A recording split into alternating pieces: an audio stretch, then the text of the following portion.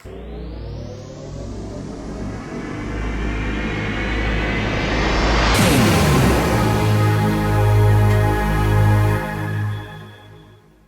and welcome to Live Now, where we are building technology together.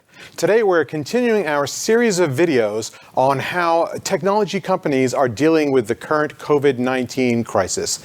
And we're very lucky today to be joined all the way from Melbourne by Justin Warren from PIvotNine. Justin, thank you so much for joining us. And before we get into the questions, I want to just ask you, how are things going over there in Australia? Hopefully you and your family are safe, but is it as crazy as it is over here? What sort of things are happening over there?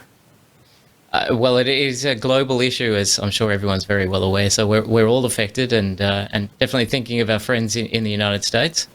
Lots of friends and colleagues over there. So we're keeping a close eye on what's happening elsewhere in the world.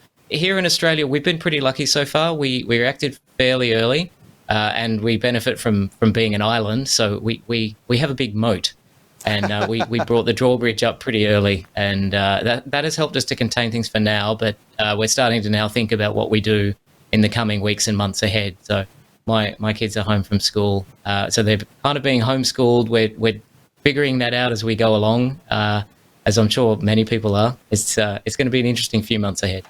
No doubt, no doubt. So you are a positioning and marketing specialist for technology and IT companies. How has this COVID-19 situation changed your business? Have you lost a bunch of customers? Have more customers turned to you? What have you seen in your particular situation? It's been interesting. We've had a little bit of a churn. So we service customers at kind of two ends of the market. So we have some enterprise customers, and we do a lot of work with startups, a lot of work with early stage technology companies who are trying to find that product market fit and really communicate their value to the market. So we've had a lot of conversations with clients there, some of whom are concerned about their marketing spend and are actually reducing the amount of spend that they do on that. We think that's a little bit of a mistake, not purely because some of that money goes to us, but a lot of the customers, particularly the ones that get introduced to us through their VCs, the positioning is actually really, really important, more so now than ever. Because if you aren't looking to be able to fund your Series B, and there's a few companies who are in that bucket, if you're trying to figure out how to make the money that you've got last longer, you can't really afford to make a whole bunch of mistakes marketing to the wrong people or building the wrong product that isn't actually targeted where it needs to be. So we find that we're actually helping a lot of our customers really figure out where they're going to put their focus for the next 6 months to 12 months as they get through this crisis and then start to try to come out the other side. Yeah, it's very interesting. You deal, as you say, with a lot of startup companies, and I've wondered if this situation is hitting startups harder than it is larger or more incumbent companies. On the other hand, it may be helping startups, reduce their cost expenses and maybe extend their runway even. Is that something you're seeing at all, or have startups been hit worse than incumbent larger companies? We're seeing the big issue with startups is partly if they're pre-revenue, then it's certainly a big problem for them because they were looking forward to having some sort of Series B or Series C raise come up in the next 6 to 12 months. So they're having to reevaluate that. We've heard from some clients where their VCs are saying that, look, your Series B is delayed.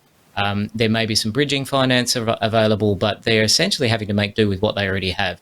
And that's causing them to refocus. Which in a lot of ways is a good thing. They can't run quite as many experiments that they didn't have good evidence for, which is a little bit of a shame. But it does mean that if they're focused on their core, then they'll actually end up building a better product for the people that they really should be targeting.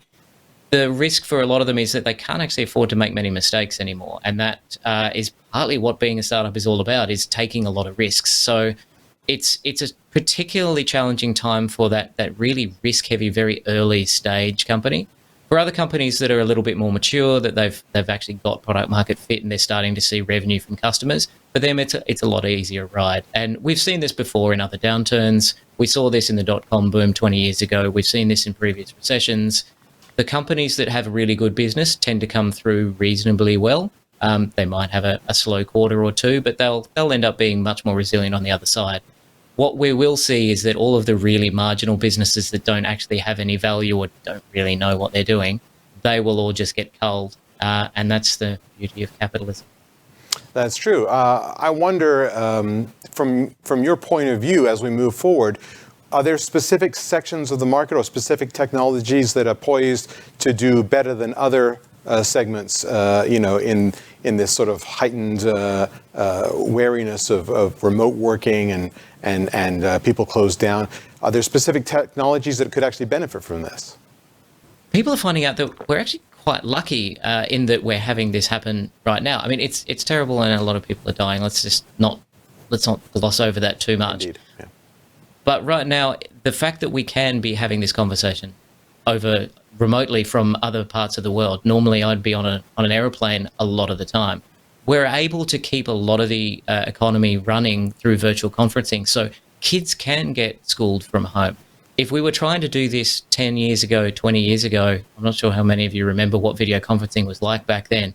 We're in a much better place to weather this better than we probably could have before. So there's a lot of benefit that technology can provide. It's not a panacea, and this is going to be very difficult, and people are going to struggle. I mean, we're finding it even ourselves. We're a 100% remote company, but we have all of these additional responsibilities layered on us. And I think people need to keep that in mind, that you're not working from home, you're working at home during a pandemic, trying to just keep everything together. So I don't think we should take too many lessons from trying to do stuff in a crisis. No one responds particularly well while they're on fire. But once you've actually managed to put the fire out, maybe you can learn some lessons about how to do this better in future. And what we're seeing from that is that it turns out a lot of the jobs that, no, we couldn't possibly do this remotely, or no, we absolutely have to have you come into an office. It's like, well, that's simply not true. It never was, but that's being highlighted now by the fact that we have to stay home. Indeed. So, okay, then last question for you, Justin. Let me pick your brain a little bit. You are a positioning, marketing, messaging specialist. What advice would you have for companies out there, startups or larger companies? What are things they can do right now to get ready for the messaging and the positioning they're going to need as things start to open up again? Well, the first thing is to really understand who your audience is. Who's your target market? Who are you trying to sell to? If you don't really understand that, everything else becomes really, really hard. So spend some time actually sitting down and analyzing who is your customer, what is the market that you're actually in, where are you trying to compete? Then have a look at who are your competitors in that market, what are they actually doing, but from your customer's perspective. Again, try not to think from your own perspective. You have to empathize with your customer, do a bunch of research if you can, to actually talk to customers and find out how they perceive the world. Once you've done that, then you can start looking at your own products and figure out, okay, what should we be doing to appeal to our customers that maybe one of our competitors or all of them are, what are they missing? Maybe they're focusing on something that customers don't actually value at all, in which case, great, leave them alone, never interrupt your enemy when they're making a mistake. Now you can focus on some clear air where maybe no one's actually seen that this is something customers really value now. Maybe that's quite different to what it was 3 or 4 months ago before the crisis happened. And no one else has reacted quickly enough. One of the beauties of being in a startup is that you can tend to react very, very quickly. So have a look for those opportunities that perhaps other people have missed, and then focus in on addressing those needs. And really, that's basically marketing 101. We just need to go back to the market, go back to the basics. Don't try to be too fancy. Focus on what we know works. Fantastic. That's some really great advice.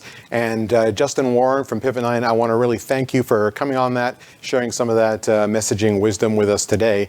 Unfortunately, that is all the time that we have for this show. But remember, this is a series of videos we're doing on technology companies dealing with the COVID-19 situation. So please stay tuned, click subscribe, click like, and check out the other videos that we're doing on this particular topic. In the meantime, I'm Ben Friedman. This is Live Now, and we are building technology together.